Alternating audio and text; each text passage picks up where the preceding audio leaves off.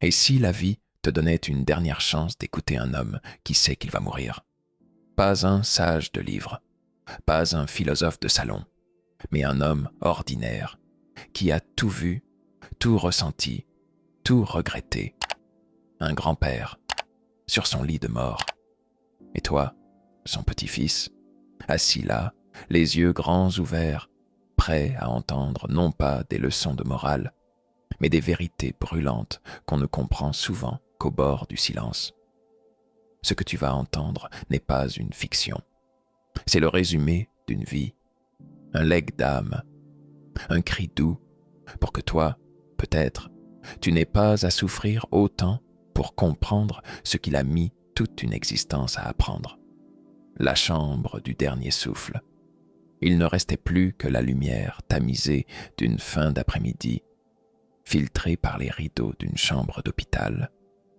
Là, entre les machines qui clignotaient et les murs silencieux, un vieil homme regardait la vie se retirer doucement de ses mains.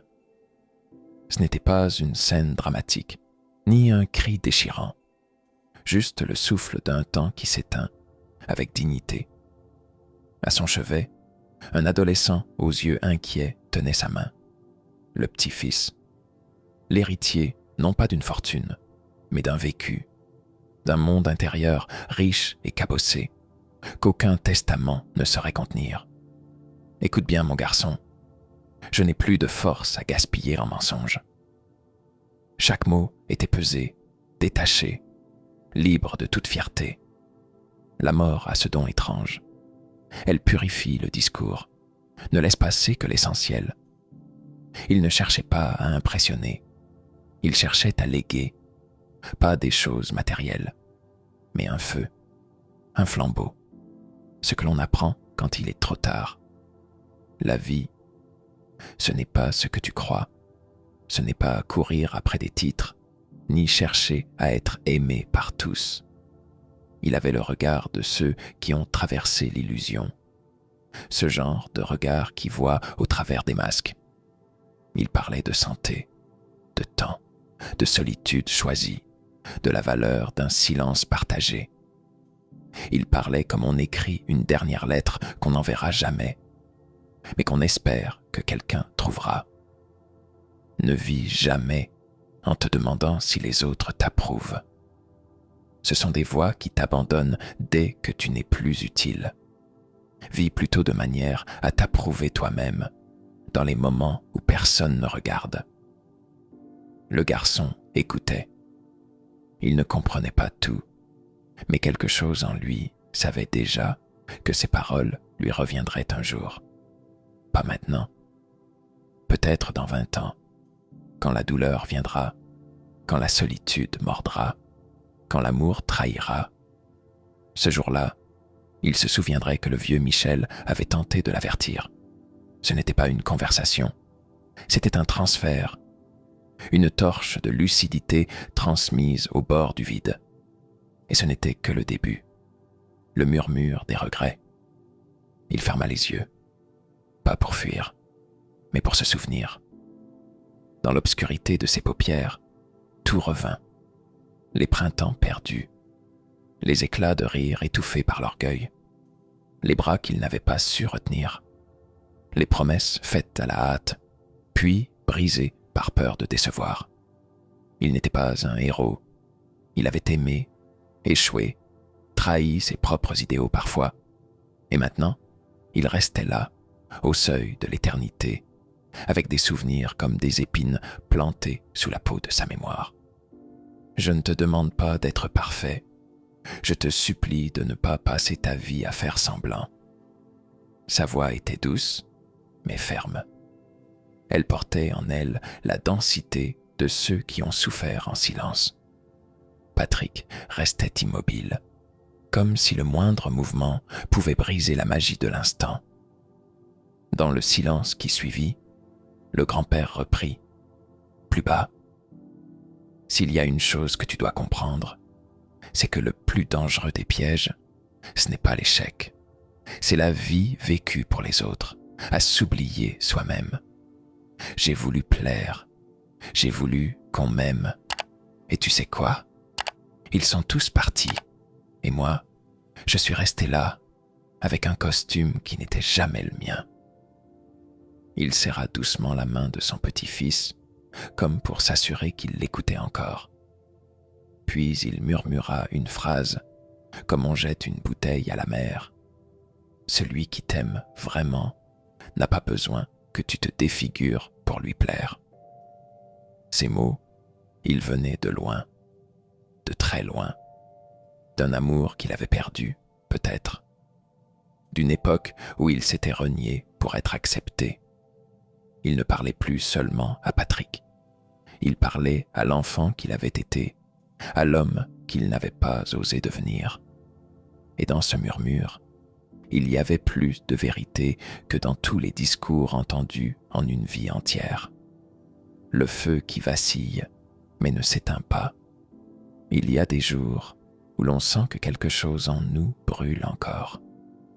Ce feu-là, le grand-père en parlait comme on parle d'un ancien ami, fatigué mais encore vivant. Tu sais, mon petit, ce n'est pas le plus fort qui survit, ni le plus rapide.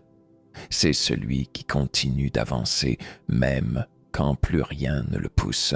Il tourna lentement la tête vers la fenêtre. Le ciel s'empourprait, comme s'il portait, lui aussi, les douleurs du vieil homme. Il reprit. « J'ai abandonné trop de choses parce que je pensais que c'était trop tard. Des projets, des passions, des rêves d'enfant. Mais ce que j'aurais dû abandonner, c'était cette idée stupide qu'il faut être parfait dès le départ. » Il marqua une pause, le regard vague. Même les étoiles ne brillent qu'après la nuit. Et dans cette phrase, il y avait une prière silencieuse, celle de ne pas voir son petit-fils éteindre son feu trop tôt. Il savait que les flammes de l'âme ne meurent jamais vraiment. Elles attendent, parfois toute une vie, jusqu'à ce qu'on ose de nouveau leur tendre une étincelle. Le jardin des blessures invisibles.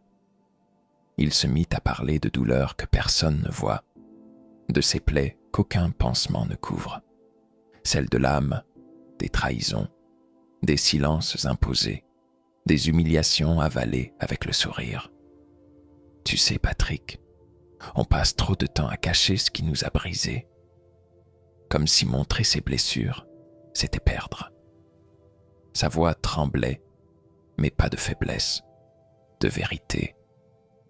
J'ai vu des hommes marcher droit, parler fort, sourire à pleines dents, mais pleurer la nuit, seuls dans leur voiture. Il serra un peu plus la main de son petit-fils. Ne deviens jamais l'un d'eux. Il lui parlait de guérison, d'oser demander de l'aide, de ne pas avoir honte d'être vulnérable.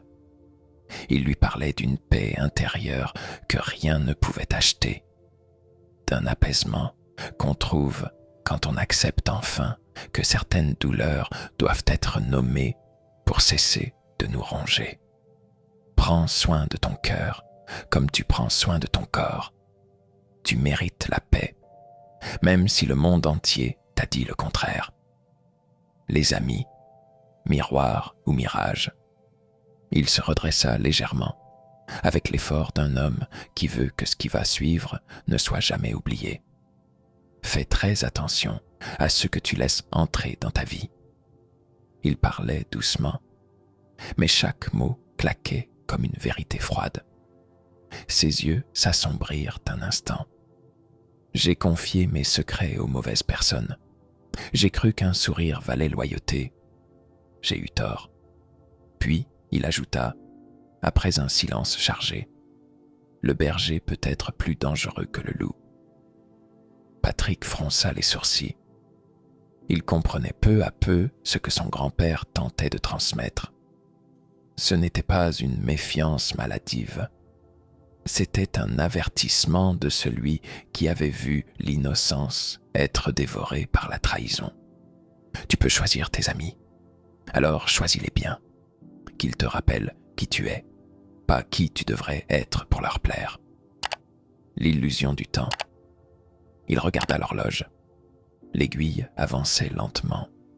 Pourtant, il savait, le temps ne fait pas de pause. Jamais.